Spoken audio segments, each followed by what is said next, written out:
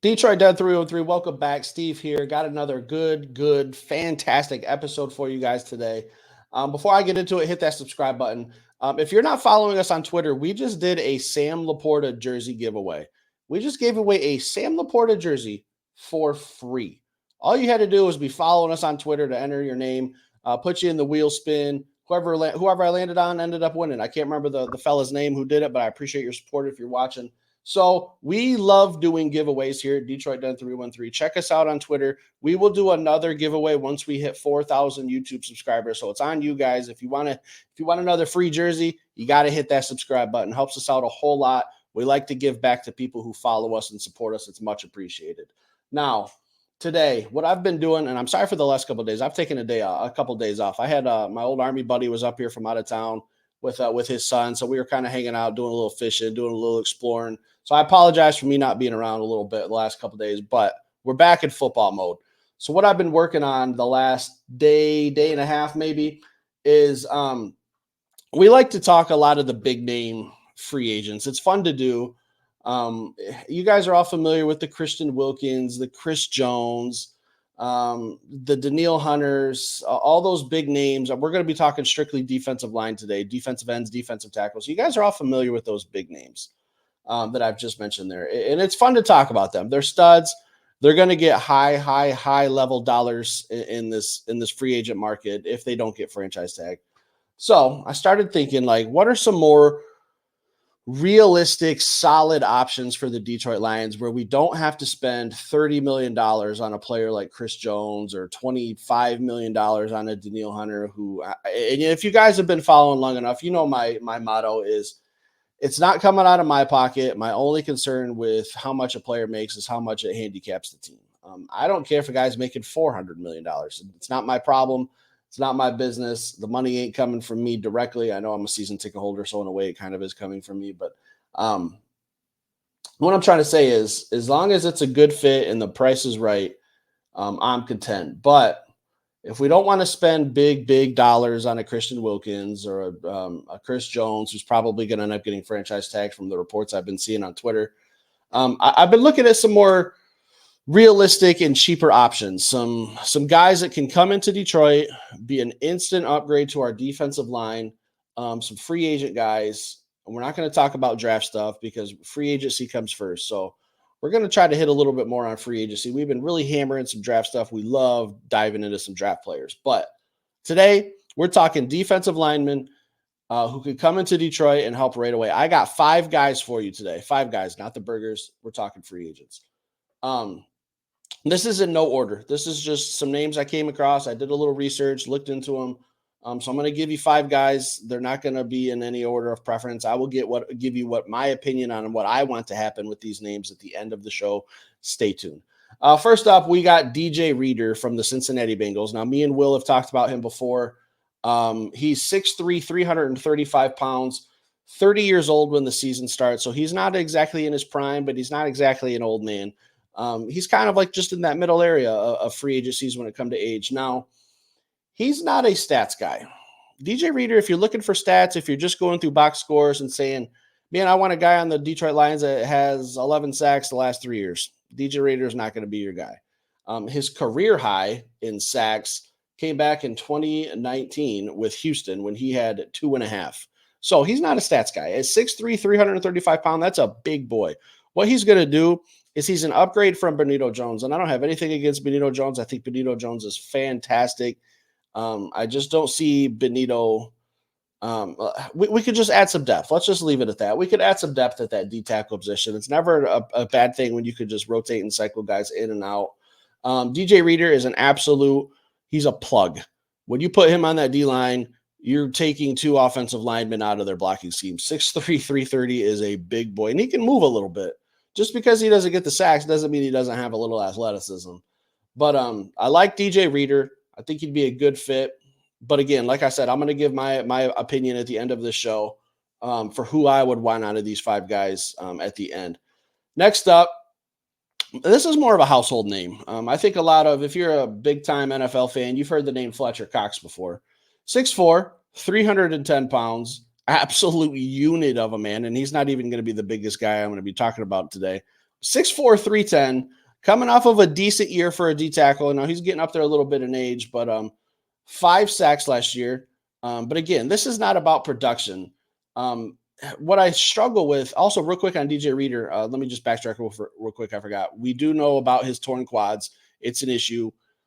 Should be okay. Maybe that brings the price tag down a little bit on that. Torn both his quads very recently, his right quad last year. But Fletcher Cox, 15 tackles last year, 5 sacks. I think he'd be a nice fit on the Detroit Lions, but it's going to be, in my opinion, nearly impossible to lure him away from Philadelphia, where he spent his entire career. I think he wants to ride it out. I think he wants to retire an Eagle. And as much as I hate the Eagles, I hate Eagles fans, I can respect that from Fletcher Cox coming in, getting drafted by the Philadelphia Eagles, spending your whole career there, winning a Super Bowl, being there your entire career. It's very, very rare. It's rare from quarterbacks. Like we've seen Tom Brady go from the New England Patriots to the Tampa Bay Buccaneers. So to spend your entire career for one team is truly, truly something that we don't see too much of. I respect it. I think it's going to be nearly impossible to get him away from Philly. But if he does, you come to Detroit, you be a veteran presence, you've won a Super Bowl, you're still producing, not at an extremely high level, but it's not about production all the time. 6'4", 310 pounds. Again, we're talking guys who can come in and dominate in the trenches. Guys who just don't get blown off the ball. Guys who could just come in, push those centers and guards back, and it just cause a little chaos in that pocket. Let Hutch get loose. Let Hutch win his one-on-ones. That's what Fletcher Cox can kind of bring. And pairing Fletcher Cox and Lee McNeil would be a nice little 1-2 combo on the defensive tackle side. But again, I don't think he's leaving Philly. I think he's going to retire an Eagle. Next up, Grover Stewart from the Indianapolis Colts. Not exactly a household name. I've actually been seeing you guys comment a lot on some of our other free agency videos, and you guys talking about Grover Stewart from the Colts. And started to do a little research on him. Again, not a household name. Familiar with him. Watch a lot of football. 6'4", 310 pounds. That's another big boy. We're talking about these trenches. Again, I put him in the same category as Fletcher Cox. Massive, massive size, commands a double team from the defensive tackle position, and he's going to help his side of the defensive end get their one-on-one matchups. We're talking to Kaminsky and a Hutch. So, I mean, Hutch, we know he's going to win his one-on-ones more often than not. He's going to at least apply pressure. You guys know how I feel about John Kaminsky. I don't hate him. I don't love him. I just don't love his production. Grover Stewart is going to help if we can get either a younger defensive end to pair on the same side as Grover, or if we put him on the same side of the defensive line as Aiden Hutchinson. I think that could be a problem too. Just shuffle some guys around, get some matchups. Grover Stewart's very high on my list. There's a little hint for you guys. Very, very high. 30 years old. Again, not exactly in his prime, not exactly an old man. He's kind of right there in that middle where you could sign him to a very fair deal. Somewhere I'm ballparking. I'm just guessing. I don't have numbers or market value for defensive tackles right now, but I would just guess he's probably going to want around $8 to $11 million a year. It's just my guess. I could be wrong. I could be way off. That's just my estimate based on what I've seen from the past defensive tackles who have gotten signed. I'd be more than okay with giving him $8 to $11 million, somewhere in that range, three-year deal. Come in, help our defensive line, 6'4", 310, and this kid looks like he loves football. You look at this kid, you just know when he was 5 years old, people were asking him, "Hey man, you play ball? Do you come out to the yard and you play ball for us?" Because I think he's a very, very nice fit. Next up, number 4 on the list. Again, this is not in any order, no order at all. Just some guys I put down. I've talked about him before. I've done a solo episode on him, focusing just on Denico Autry, so I'm not going to go fully into details on him from the Tennessee Titans. 6'5", 285 pounds. He will be 34 years old when the season starts. Coming from the Tennessee Titans, this is a defensive end. The other 3 guys are mainly defensive tackles. So Denico Autry, Tennessee Titans, coming off of a career year where he had 11.5 sacks. He's explosive. He's got a good first step. He's got all the pass rush moves. Physical experience on the opposite height of Hutch would be absolutely, it does things for me. It does things for me to think about having 2 defensive ends who have a race to get to the quarterback. I really, really like Denico Autry. A little bit older, 34. So I'm not exactly sure what type of contract I'm willing to give him. I like those 3-year contracts. I like 2-year contracts. 1 year is kind of like a smack in the face. Sometimes I feel like 2 or 3 year deals is a little bit more fair. Come in, make your money. 36 years old when you're done. When you're done here with the Detroit Lions, see what happens. 2 years, 3 max. I'm definitely not doing 4. So it's going to have to be somewhere in that range for me. What I like about this kid and what I think gives us a little bit of insight is, for those of you who don't know, we signed the Tennessee Titans former defensive line coach Terrell Williams. He's now the Detroit Lions D-line coach. So he's a little bit familiar with Denico Autry. He knows exactly what's left in the tank. He knows exactly how to get him going. We got a little inside scoop there. It's maybe we get a little advantage. Maybe we get a little discount, depending on their relationship. I don't know what their relationship was in Tennessee. If they hate each other, it's probably not going to happen. If this is more of a CJ Gardner-Johnson and a Aaron Glenn type situation where CJ looked at him as more of a father figure, maybe we can get Denico Autry here. Maybe we can get a fair market value. But I'd love to have him on the opposite side of Hutch, more realistic than Danielle Hunter, I think. Go out and get him probably around 10 to 12 million, somewhere in there. He's going to want to get paid. He's on the back end of his career, but he's still producing. So I'm a little comfortable with it. I'm not overly in love with it, but it really is just going to come down to dollars. And I don't know what that will be. Last on the list. The only reason I even have this guy on the list is I'm not trying to throw shade, but I've seen a lot of people talking about him on Twitter posts that I've had. A lot of people talking about him in the comments on YouTube from some other shows. Calais Campbell of the Atlanta Falcons. Now, I said that whoever it was I was talking about earlier was not the biggest guy on this list. 6'8", 280 pounds, Calais Campbell. But he's going to be 38 years old when the season starts. He's the old man on this list. 6.5 sacks with the Falcons last year. Productive. I think that would put him at like second on the Detroit Lions. So obviously it's an upgrade. Again, 38 years old. This is probably going to be one of those 1-year deals. There's just no way I could give Calais Campbell 3 years.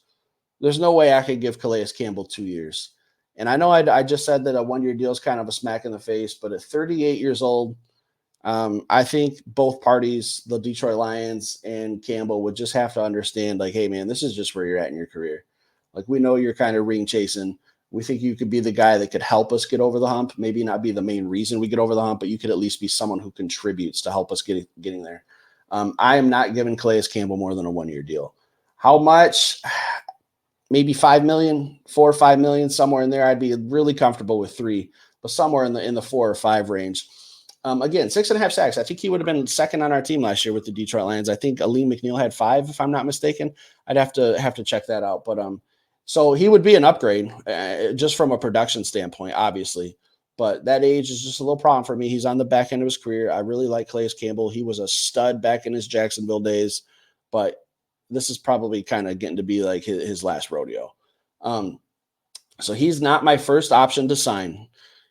Calais Campbell cannot be the focal point of this free agency class. But if he's someone we just kind of throw in there as an addition for the right price, 1-year deal, I'm okay with it. Now, out of the 5 players I've mentioned before, there's 2 guys that I really think I have to be careful with my words, because I don't think they put us over the hump. I don't think they make us any more of a Super Bowl favorite than we already are, but they could just be massive helps. If I had to sign 2 of these guys that I've mentioned today, give me Grover Stewart, Denico Autry, a defensive end and a defensive tackle. I've shored that up on my pass rush. Now in my draft, I can go out. I could focus on getting one of these top corners. I can go out and focus on getting maybe trading up in the draft. I just did an episode on that a couple days ago. If you guys want to check that out, it was called My Wish List. I'll add that at the end of this video. I'll tag that at the end. You can go out in the draft. You could be a little bit aggressive. You can move up to wherever you need to and get one of those Nate Wiggins, Cooper DeJean, if that's your guy, Kenyon Mitchell. Get one of those 3. Get a quarterback 1 after signing a Denico Autry or a Calais Campbell. Go out and get a wide receiver at some point in the draft. Get your offensive, another weapon. You can never have too many weapons on offense. Get your offensive lineman, a guard, a backup tackle. We would have a lot of options if we could sign 2 stud defensive linemen. Give me Grover Stewart. Give me Denico Autry. Guys, I appreciate all your comments. I've talked about 5 players in the NFL who are more realistic options for the Detroit Lions. Like I said at the beginning, it's fun to talk about Danielle Hunter, the Brian Burns, the Chris Joneses of the world. It's fun, and I get it. I like to do it too. But when you sit back and you look at what Brad Holmes is probably going to do, is he's probably not going to go out and make a huge splash by signing a $30 million player. When I can spend $30 million and get 3 or 4 players that'll really help my team. I think that's what we just kind of did here in this episode. So leave some more comments. If there's some other free agents you guys want us to talk about, we'll get after it. We'll look into it. Hit that like button. If you're new to this channel, subscribe, guys. Again, helps us out a lot. 4,000 subscribers. We're going to do another free jersey giveaway. Help us get there. It's much appreciated. Have a good rest of your day. We'll be back later with another Detroit Lions episode.